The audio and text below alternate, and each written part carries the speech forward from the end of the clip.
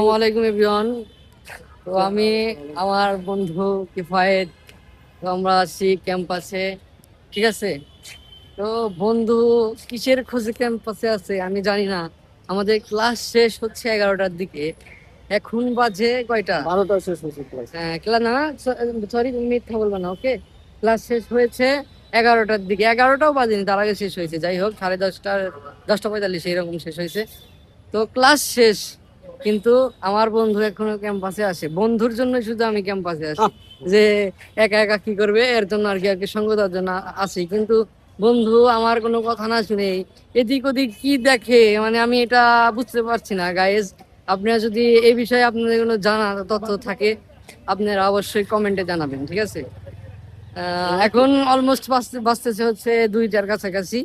তো আমাদের ক্লাস শেষ হয়েছে 10:30, তার মানে আপনারা বুঝতে পারছেন মাঝখানে কয়েক ঘন্টার গ্যাপ। কয়েক ঘন্টা ধরে বন্ধু ক্যাম্পাসে কি করছে আমার প্রশ্ন এখানে।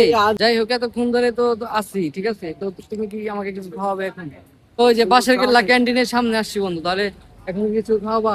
অবশ্যই। কি খাওয়াবা? তুমি যা খেতে চাও আমি তো অনেক কিছু খেতে চাই, তো সবকিছু তুমি আমাকে খাওয়াতে পারবে না। সব তো দান করে দিচ্ছি। না, যাই হোক, তো ক্যান্টিন আমার পাশের কেল্লার খাবার আসলে আমাদের অতটা ভালো লাগে না, ঠিক আছে।